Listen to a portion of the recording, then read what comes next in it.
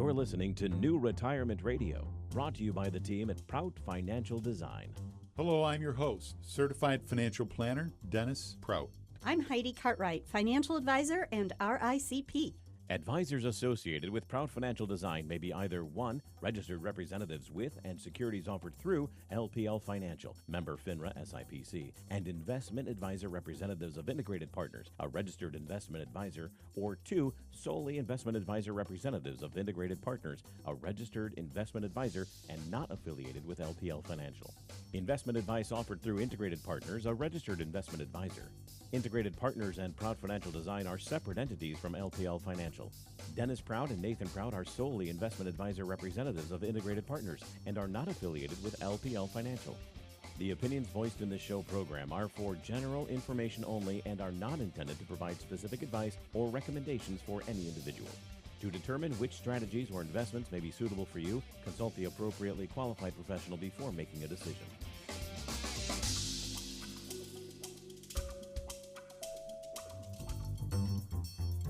WTCM News Talk 580. Welcome aboard to New Retirement Radio with Prout Financial Design every Thursday at 10, repeated Saturdays at 9 a.m. Welcome aboard, Mr. Dennis Prout. Good morning, sir. Ron Jolly, you rock, sir. Thank you. It's just good to be here. And So you, happy. Live in the studio. Live and in the flesh, baby. You know, I should have written the date today, 9/18/25. Here we are in September and experiencing some crazy, as John mentioned, crazy cool weather. Went swimming last night, even took a picture of the beach. John, as in Jon Sluis, Yeah, Jon also in the Sluis, studio here. CPA. CPA. I could thoroughly and completely introduce him. Jon Sluis, CPA with Intrust CPAs. And I was reviewing your notes from your website, Intrust CPAs, and realized again that you were originally with Plant and Moran. Originally, yep. Great firm. Yes. Very good firm. So John brings some real smarts with him in terms of tax and other things, too, which we're going to get into this morning. Happy to have you here, John. Welcome. Well, thank you for having me. Excellent. And then also, Heidi Cartwright, as you may have heard, our own managing director. Good morning, Heidi. Good morning. It's my pleasure to be here. And boy, have I enjoyed this week in Traverse City. It has been beautiful. Yeah. Just, I think any of us taking a look around will appreciate where we live. And thinking, again, last night, we live in one of the most gorgeous areas on the planet. So let's do it, shall we? Well, I'm glad that you guys got to enjoy it. I got to deal with the deadline, so that was fun. Oh, yeah. I always joke on the deadline? it's the worst deadline because no one knows about it, and so you get no sympathy whatsoever. But it's the business extended deadline was Monday. Yeah. And so the challenges, these are the ones that are always the messy ones. They're the hard ones. They're the ones that, you have to make final big conclusions that you just pushed off, but you can't push off anymore. So 6 months. But while you got out to enjoy the weather, we got that. So, but Well- it's done now. So that in of itself is Well, what take also it made from a good us. week. It was beautiful. So Oh, sorry, wonderful. John. No, you that's couldn't okay. make sure that. I'm glad others got to enjoy it. Yes, we did. Everyone's talking about the Trump administration's One Big Beautiful Act signed into law on July 4th of this year. At nearly 900 pages, the OBBBA brings quite a few changes to U.S. tax laws. One of them is making permanent the TCJA, the That- tax. That is correct. What does that stand for, John? Tax. TCJA. Tax and TCJA. I forgot it because now I'm on the OBBA. I would have been able to quote it before. So. We can call Tax that the Tax OBBBA. Cuts and Jobs Act. There you Thank go. you. That took a second there. He I'm gets the I've A shifted to plus. the OBBA now, so it's One Big Beautiful Bill Act. So it makes permanent those tax cuts. And seriously, I was thinking about what this meant in terms of those who watch the markets. They were concerned that it would get extended through the One Big Beautiful Bill Act. That extension really means something because the chair of Eli Lilly mentioned that specifically as the reason they decided to go ahead and build that $5 billion plant in Virginia.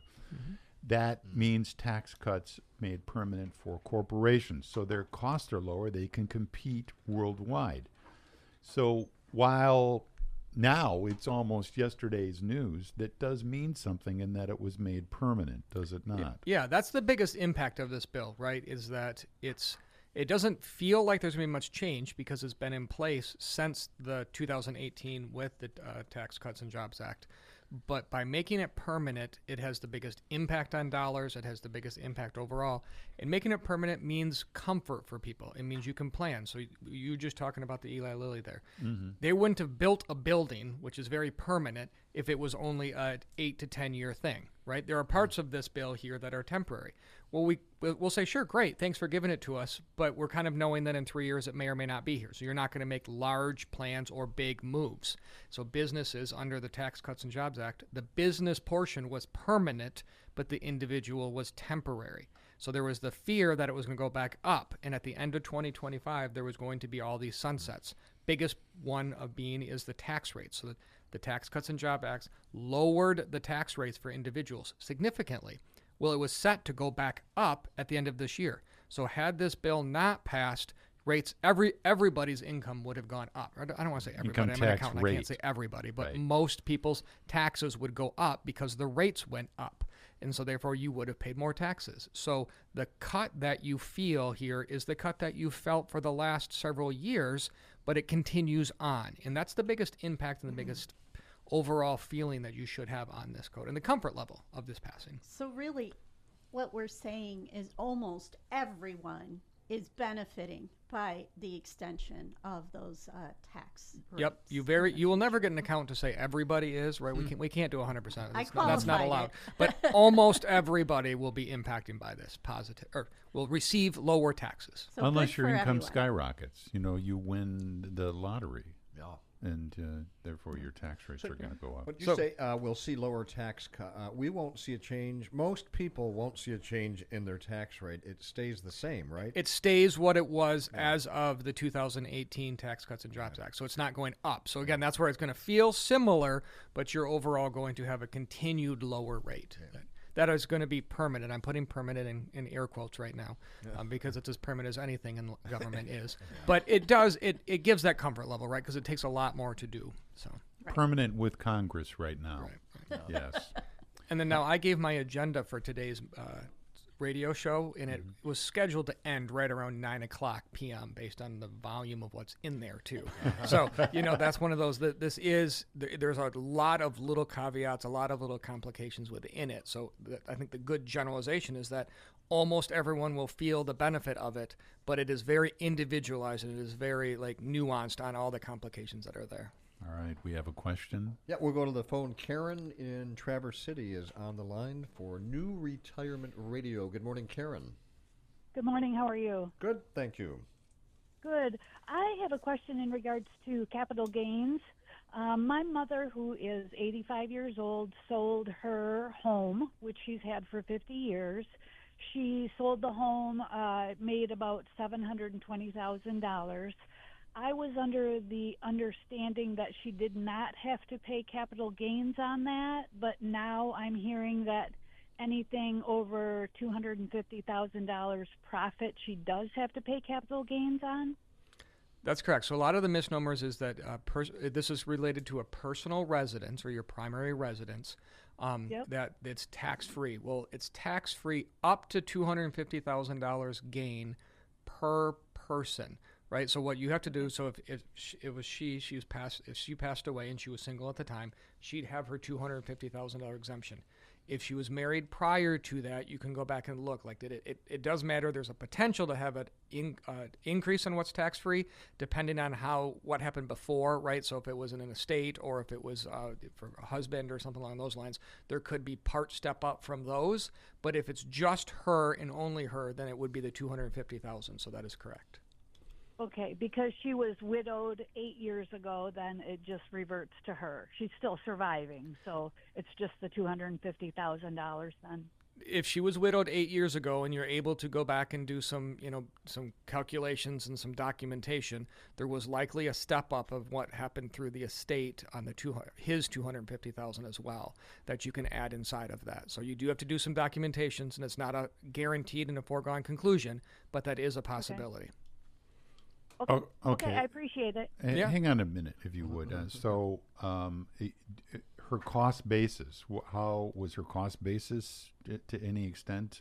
Cost basis would also be inside. Cost So we're basis talking is 250 not of a taxable. gain. Plus the 250. Okay, so her cost basis, what she paid for it, and as well as improvements. All right. Right. Plus part of the what went through the estate. Right. So if it went through depending on how it was held, if it did go through the estate, that's the key, depending on how it was held and jointly. So you got to look at that of whether it went. So it was in a trust. Right. Okay. So then you'll have to look if it went through that process and there was a step-up basis that her husband at the time would have received at that time. That's a very complicated nuance, and so I don't be very careful on how you do that. But there is that possibility if it did. So if his estate was filed, if there was a filing done for his estate, yeah. So you want to get with your tax consultant on that, okay? Okay. But the specific question that you're asking, it is the general answer is it's not all tax-free. Most people feel in general that, it's tax-free because most people actually don't receive a $250,000 gain. It's where she had held it for the 50 years is where you see that. Right. You would also look inside of there, Dennis, you hit onto it, the basis. You can go back and look at some of the improvements were there, right? So if it was their house the whole time, that deck that they built that they didn't deduct, the new roof that they put on, the irrigation repairs, and you can't do repairs, but you can do capital improvements. So really spend some time looking at what the basis is. Okay, wonderful. I appreciate your time. All right, You're welcome. Thanks, Karen. As per usual, it's not as simple as it might seem.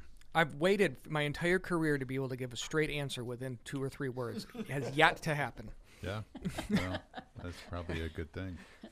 Now, speaking of a straight answer, you had said in our conversation that we had, I think it was Monday. This week has just flown on by. That to not pay Tuesday it was to not pay any taxes is a kind of a foolhardy thing. To not pay taxes. So, what specifically did you mean by that? And isn't it like a hateful thing to pay taxes, John? Really? Yeah.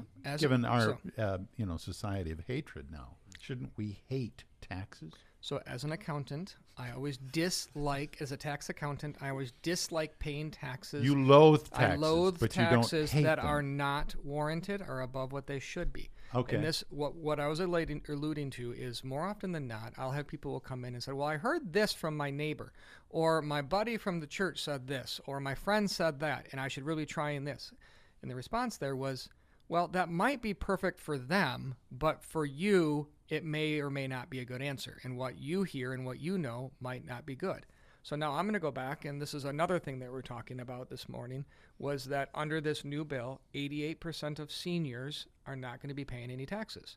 Now, for many of them, that's a great thing. So for many of those individuals, not paying taxes is good. On Social Security. On Social Security. Well, right. It would be on, yeah.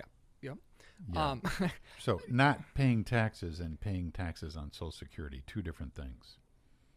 Yes. Yes. Thank now, you. So All right. for some individuals, We're holding each other accountable here. So for some individuals, not paying taxes is a good thing, right? Right. But if I'm talking to someone that's trying to significantly increase their wealth and build their wealth, or they have, let's say, $10 million or $3 million or $1 million in, so let's say $1 million in an IRA account, and they're like, I'm paying no taxes. I'm like, well, that's not necessarily a good thing, because sometimes in order to build wealth, you have to pay taxes. The key is paying taxes at the right rate for you. And so when I say that, meaning if you're always in the 0% rate, okay. If you're in the 12% rate, maybe you should be in that rate. And if you go below that and not pay taxes, it's not a good thing because you had a 1-year woohoo. You want to make sure you're consistent. That is more important in my mind. But for some people, it's in the 24% rate or the 37% rate. But the point being there is in order to build wealth, in my opinion, you need to pay taxes to really build the wealth. Because sure, if you get a deduction to not pay taxes, but that really meant you spent the dollars, right? So if you spent the dollars on a true investment, that's great. You bought an excavator and you're going to be able to turn that excavator into something that more revenue down the road. Fantastic. But if you get the deduction because you bought, let's say, an airplane and you over depreciated, that's not necessarily a good thing because the airplane cost you a whole lot of dollars. So it's not necessarily, just because you get the deductions is not a good thing. Deduction alone is in terms of an investment decision is a poor investment decision. because obviously you want it to bring revenue and or prove justified given the purchase price. Now, our spouses may not necessarily agree with those sorts of things. You also mentioned briefly you thought we ought to have a show on communication between spouses and or significant others, but it just brings up into my mind talking about this sort of thing. Generally speaking, and we won't get into significant detail, but you mentioned spouses who actually talk through this stuff tend to do better, and it only makes sense. I will agree with that statement. I did say that. Yeah. So expounding on that, how basically no secrets in terms of this? What do you see in general in terms of success for those dealing with money between spouses or other? I see money as a key core underlying issue in many marital disputes, right? And so, or partner disputes for that matter, right? And it's oftentimes, I give the best example I can give is we're all looking at an elephant, right? That's old analogy there, right? So one person might be looking at the foot, another one looking at the tail, another one looking at the trunk. And so you might hear something and say something and you interpret it one way. Your spouse might hear something or not hear something and interpret it a different way. And so disagreements and misunderstandings happen all the time. So in order to get through those, what you have to do is communicate and understand that they may not be wrong and they may not be right, but they have to understand and talk through so that you can step back and see, oh, we're actually looking at an elephant. Sure, what you saw was one thing, and that's not wrong, but it's not right. It's in the other person seeing the same thing. So before buying the excavator, speak to your spouse or significant other about it. All right. Yeah, and one point of clarification, just 88% of senior citizens will not pay taxes on read Social this. Security? I'm going to read this. This is straight from, because I wanted to, it's a big percentage there. This is from the Council of Economic Advisors, otherwise known as the Executive Office of the President of the United States. So it's right from the White House. And this was really in defense because we might get to this later on how it's not really tax-free under the new law. They had talked about it being tax-free. They were trying to defend that. And so they say, the bill includes the largest tax break in American history for our nation's seniors. 88% of seniors receiving Social Security benefits will pay no tax on their benefits under the OBBB as a result of the total deductions exceeding their taxable Social Security benefits. Okay. So 88% is what they're saying of the seniors receiving Social Security. So now again, whether we agree with that or not, that was one position, but it was a fair authority. All right. Thank you for that. So what's new in the Tax Act? Well, we've talked about what's included as a part of, the extension, but what are the new components that people should be aware of? Well, this is where you're giving me until 8 o'clock tonight to talk, right? Because if I were to go through all that is new, it would take that long. So there is a lot that's in there, right? So I'll hit on a couple of them on the higher level. One being that we alluded to this before the break there, but that $6,000 senior deduction is what it is. It was their way of saying Social Security is tax-free.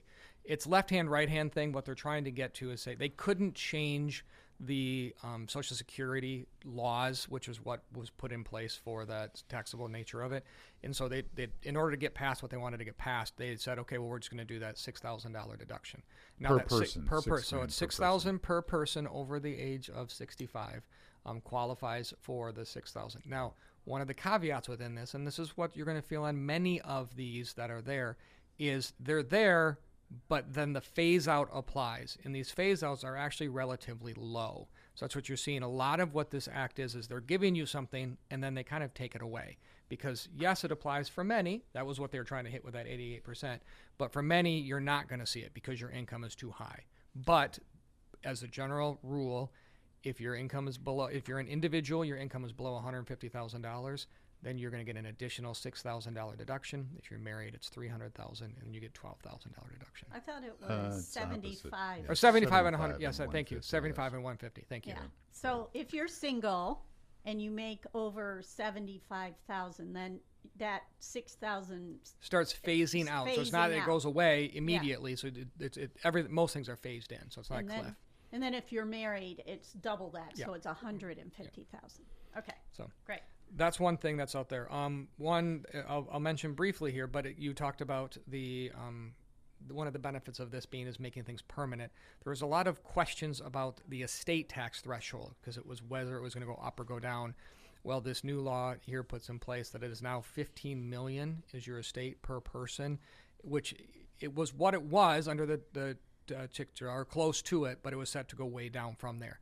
15 million in my mind is a good number because at 7, where it was going to go down to, that's high, and many people won't get close to that, but there are many that would. When you look at your 401ks, you look at your IRA, your house, your life insurances, and other things that you have that would be includable in that, and it was close enough to where people had to start worrying about it. Many didn't end up having to do it, but you had to think about it. At 15, many people can say, okay, not even going to worry about it.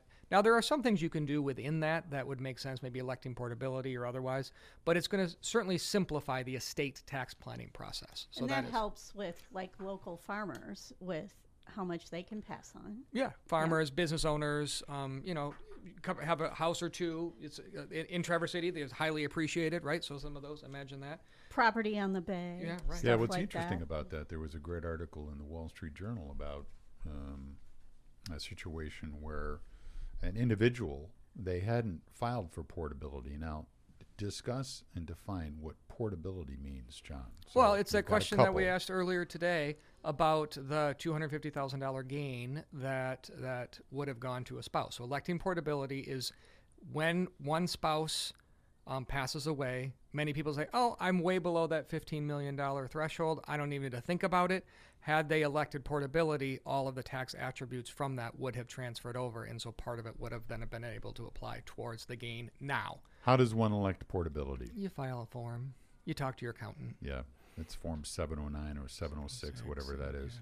So in essence, you're doubling the amount that's going to pass outside of estate tax. So if an individual's, let's say estate is at 10 million, and then he hits the jackpot, let's say he's the survivor, and his estate goes to 20 million, his estate then, and he hasn't elected portability because she passed away first, 5 million of their estate's going to be subject to estate tax, and that's not chump change. Right. That, in this case, would be about $2 million that he would have to pay in estate tax. So electing portability when one spouse passes away can be a great planning tool, just to put a fine point on that. Because estate tax is about 40%, correct? Correct. Of the Federal, amount not over including state. 15 million. So it's not cheap. Nope. Yes.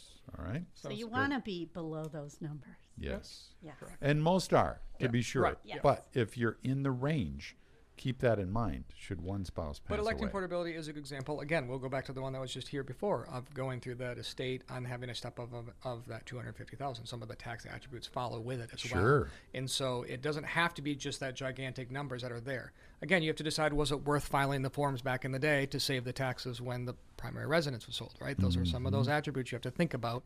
So it's not just gigantic dollars. But now there's a cost to doing the forms too. So it is I don't say it immediately, but you should think about it for sure. Yeah, it's not going to be that expensive to That- file that it's form. Really. $15 million change, that's as of this tax year? That takes effect this tax year? 26, it 26. takes effect. You bet. But 2026. The other one, the $6,000 extra deduction for seniors over 65, that takes effect this tax 25, year, right? and that's a temporary one, 25 through 28. But yes, that is effective this year. So we've already started rolling it into planning, and that's where in my early planning, I'm seeing there are some that take it. Many are in a phased out, so they think they're going to get 12, but they get 4.5 because it's a wide phase out, right? But so to me, it falls under that. Okay, thanks. I'm not going to turn it down. I got another $4,000 of deduction or $7,000 of a deduction. But is that going to really change anyone's tax return and change their habits? Probably not, right? But that's, again, we're going to take it. It's there, and the deductions are there. We're going to use it. So I think anything you get to keep is Yep, we good. like it. So if you get to keep a little more, that's Yep, a we're gonna positive do it. thing. Another one that was made permanent was QBI, or qualified business income. Now, people are like, well, that's related to business, isn't it? Wasn't it part of the one that was permanent? No, because that's paid at the individual level. And so this certifies. That, to me, is one of the biggest impacts for small business owners. So the money that are listening to this radio show that are small business owners here in Northern Michigan, that would qualify, right? So that made that permanent. That was a huge potential loss, right? That's 20% deduction. That was a free deduction that's there on profits made in the United States. So, So this just helps people plan Yep, then, because that temporary nature of the Tax and Jobs Act, put a little restraint out there that, Correct. might end. Now, So- the next piece, taxes on tips and overtime. What happened with that? That I actually think has most procedural impact, and many are going to feel that impact, which is exciting to me. interesting enough, that's actually a revenue generator versus a revenue detractor here, if you will. But taxes or tips in overtime now are tax-free. Asterisk, ... star, ... Right? So that's one of those things. So in general, we can say they're tax-free. Now here's the kicker for it. There are phases. There's limits on that amount. So individuals earning tips now are going to have a portion of their taxes phased in. So I'll find out the thresholds there. But interestingly, I also have to say the ... because it's income tax-free, not Social Security. Right, so they had to pay for that $6,000 standard deduction or the $6,000 senior deduction, which was going to impact, in theory, Social Security. Well, they had to pay for it some way. So by doing this income tax on tips and income tax free on tips and overtime, those are now going to be subject to, when people start claiming them because it's tax free, are going to start paying Social Security and Medicare tax on that. So it is a little bit of a left-hand, right-hand thing. But overall, it's a good thing, right? So, I mean, we've made changes where individuals that were that are eligible for or overtime can now have that be tax-free. So the amount is up to $25,000 in qualified tips in tax years 25 through 28. There's a phase out of $100 per $1,000 of adjusted gross income, starting at $150,000 or $300,000 for married joint filers. Yep. Which is going to include most. That's people. most people. Yeah, and that's the tips one, and the overtime one is $12,500 or $25,000 if you're doing a joint return. So it does a little bit of confusing of which one it is, but in general, between $12,500 to $25,000 is going to be tax free, which is going to get most of what you really get on the tips and the overtime. One caveat in the overtime, it's truly on the overtime part. So like if you're making time and a half, it's on the half time, not the extra time.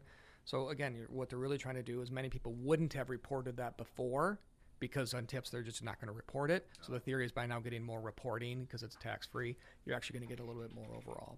How do they break that? Like how do you indicate on a tax form how much you earned overtime? They just came out with the draft forms here this week. They just published those. So yes, they're still trying to figure that out, which is one of those things with these. It's fun. They'll pass these laws, and I'm excited to see a draft one already. If that tells you that's how much impact it's going to have on many, many people here, that one I think has the most impact, that they're doing it this quick. Many times you don't have it until midway during tax season, and they're still putting out forms out. For example, one of those, we get lots of questions on the mega accounts. That's a new part of these. Well, I'm looking at Dennis and Heidi here and saying, well, I'm going to liken that one to a little bit of how are the Roth simple IRAs going, that was part of the Secure 2.0, and they still don't know about that. Yeah, she laughs because the paper these companies have still not incepted or put these into force. Yeah, and when was that passed? That was 22. Class. 22. So, at a while back, right? So that mega account is a fundamental institutional level change that is going to take my opinion is going to take a long time for them to figure that out. So that's one that I say, well, thanks, I'm going to take it, but at the same time, we'll see when it happens. Keep saving, folks. Yeah. There you go. We have a phone call. Yes, Dave is on the line for New Retirement Radio in Traverse City. Good morning, Dave. Good morning, guys. Great show, as always. Hey, listen, you piqued my interest with Social Security tax or no tax for seniors. Where does that stand? Well, that's where I think. Yeah, I think that's where, according to the White House, they would say 88% of Americans, based on this new law, are not going to be paying any income tax on their Social Security. Again, whether I believe that percentage is a good thing, I don't know, but that would be there. And well, it's an increased deduction of $6,000 per individual or $12,000 for anyone over 65. So just think about this. At a 20% tax rate, let's just say average, it's about $2,400 for a couple in real tax savings. Okay. So, all right, if that helps you, sir. It means that a portion of your income may be non-taxable, or an increasing portion, because your standard deduction, in essence, went up from $30,000 to about $45,000 or so for a couple who are both 65 or older. Yep. And here's the unfortunate thing: if you're in the 22% bracket, you're probably not getting that deduction because it's probably phased out, or for sure the 24. So John, how about this scenario where you haven't started Social Security, you're over 65, you still get that standard deduction, correct? You do, yes. Yeah. So it's technically not at all attached to Social Security. You can also say, you might as well say your interest income is tax-free if you're over 65. Right. You could. It's just another increased standard deduction. If your income's within the limits. Yeah. I keep hitting that. So Dave, we're going to move on, but I want to make sure, Dave, you're clear on all that?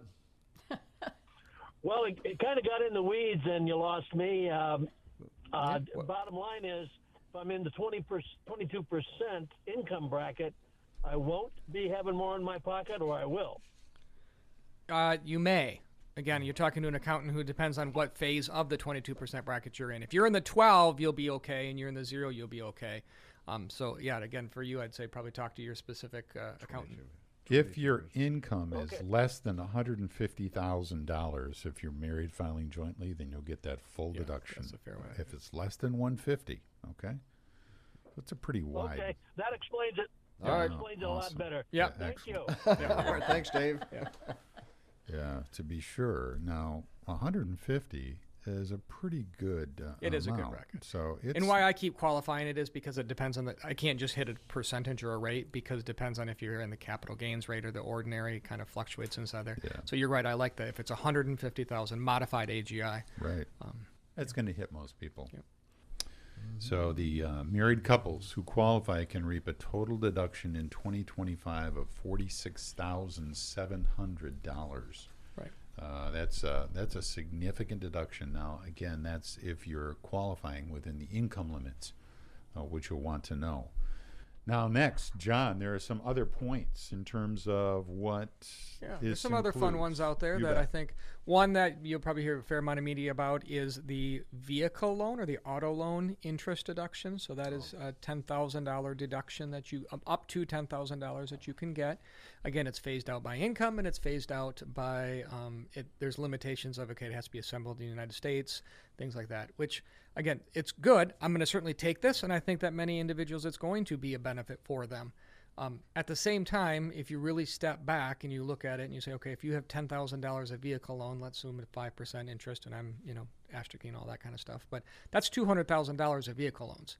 Now it phases out at 100. So if you have $200,000 of vehicle loans at 100,000 of income, we have to have other discussions, right? So, but again, I'll take the interest. It's there. I'm not going to turn it down. But when you look at it, it's like, again, they're going to give it to you, but you really look at the practicality that's there. So Sure. Now, is this for new loans only or for existing loans as well? Do we know that answer? John, I'll put you on the spot on that one. You put me on the spot on that one. I'll get back with you on that one. Okay, great. You can do some humming or something like that. All right. Now, also, then there's a new deduction, and it's in addition to the standard. It's new. It's indebtedness incurred by the taxpayer after December 31, 2024 for the purchase of, and that is secured by first lien on any applicable passenger vehicles for personal use. I think we got that question answered. New only is what you're saying there. Yeah. New loans, doesn't have to be, new loans. Okay. So new indebtedness incurred. Could be a new loan on a used Among car. other restrictions, applicable passenger vehicles must have had their final assembly in the United States. So if Again, you've with a had modified your, AGI in excess of 100,000, it's capped. would it also apply to a Corvette, John? I'm just curious. Is it assembled in the United States? Yeah. Well, then yeah. Okay. There you go. Listen to that, Ron. Yeah. Corvette. How about an excavator? Now buy a Corvette. buy a Corvette with less than $100,000 of income and see what bank financing. And there's an interesting thing. A key loan or key factor there would be that it has to be first debt. So generally speaking, again, it's got to be first lien and otherwise. So Can't be on your home. it can't be like Home like, equity loan or whatever. Yeah. Sure. Now, next, there's also a $1,000 deduction for gifting or charitable gifting that's going to be allowed. That's a fun one. yeah. So You I bet. think one of my overall comments on this is, as an accountant, I greatly appreciated, on behalf of most Americans, that the TICJA back in 2018 significantly simplified taxes. People always ask me, like, oh, are you sad by that? I'm like, no, I love this. Because this one statistic was 85% of Americans would just be able to do a very simple form and not, it'd be very, very straightforward. And I agreed. right? Because for 85% of Americans, it made it so simple for their taxes. That's a fantastic thing. Now, I have plenty of work with the other 15%, right? Because that other 15 got more complicated. Unfortunately, now you asked on the $1,000 contribution for charity. That's great. By simplifying back in 2018, that was wonderful, most Americans. The problem is it changed spending habits. So because it changed spending habits, people stopped giving to charities because they're like, I'm no longer getting the benefit for it. Mm-hmm. So now they're trying to kind of reverse back and, ask, they want their cake and eat it too. So they still have the increased standard deduction, but now I have this extra $1,000 deduction for donating to charity. It's not an itemized deduction. It's another deduction.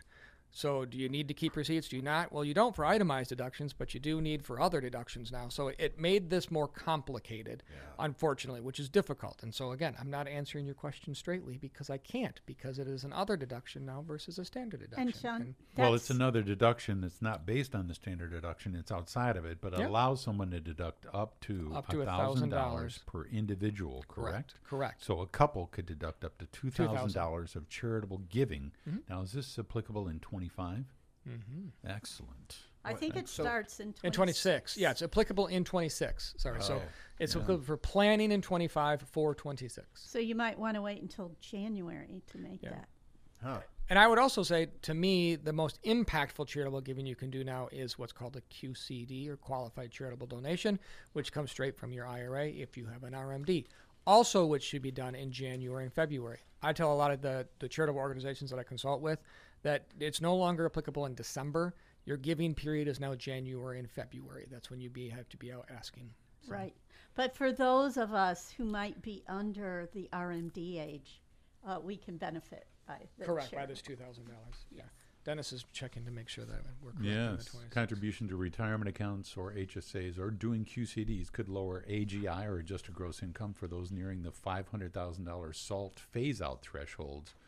Only IRA owners and beneficiaries age 70 and a half or older qualify for a QCD, a qualified charitable distribution. But those amounts that you do give direct to charity still in 25 and later still qualify for that amount. And as long as if you don't want to call your RMD income taxable, required minimum distribution income, you can give it directly to that charity through your IRA, thus avoiding the income tax on that amount. That could save you, depending on your tax bracket, up to 35%.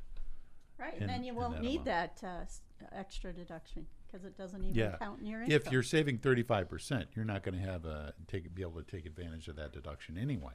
So that's a huge benefit still of the QCD.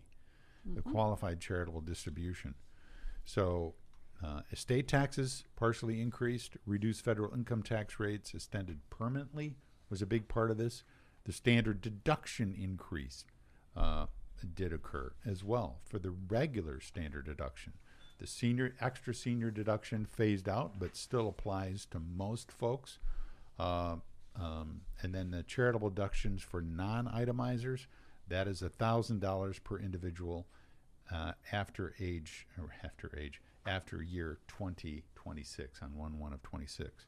So are there any other major pieces available in here? What about the child tax credit? Yeah, the child tax, that was just an extension of what was there already. So it was $1,000, got increased to $2,000, and got added in to continue it into 2000. So it is there. You have up to a $2,000 child tax credit that's in place.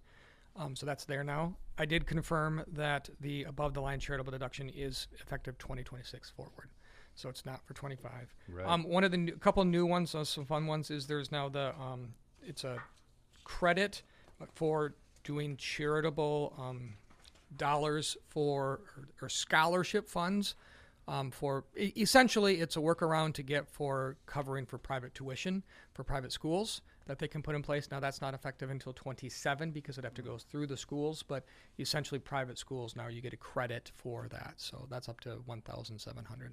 Okay, what is that nice. again? What are you talking about, John? So starting in 2027, if you if you Oh, here it is. Yeah, The if you- OBBBA creates a tax credit for charitable contributions to tax-exempt organizations that provide scholarships to elementary and secondary school students. So now what they're eventually doing is they want to make sure it goes through a qualified account. So here's a theoretical idea. So you might have a foundation attached to a school. You create, if my kids go to that private education school, you create inside the foundation a scholarship for the Jon Sluis Kids Scholarship, which then is awarded to the kids of Jon Sluis inside of the organization that's there. And then in theory, it's up to $1,700 per child that would be there. So if I had my 5 kids, I'm going to get it times 5. Isn't a straight credit. So it's a workaround, left hand, right hand, to basically get private education funded to some extent. So 1,700 times 5 in that case, if you've got 5 children that attend that institution, that's pretty significant. And it's a deduction. credit. And again, it's $1 for it's a credit. It's not a deduction. So that is it's a big credit. one, and it's going to take a little while to implement because they have to. I would imagine that school foundation doesn't have this in place, so they have to put it in place to get it. So that's going to be a formality that's there to check. That's a big one. That's a big passage that's kind of quiet inside of it. So it's some relief for people who send their children to private school. yes. Excellent. All right. All right. We'll do it again next Thursday live. Saturday, this program will repeat. Prout Financial Design's New Retirement Radio. In the meantime, you can contact Jon Sluis if you have a tax question. 935-1590, Intrust CPA. Dennis Prout, Prout Financial Design, 947-3992.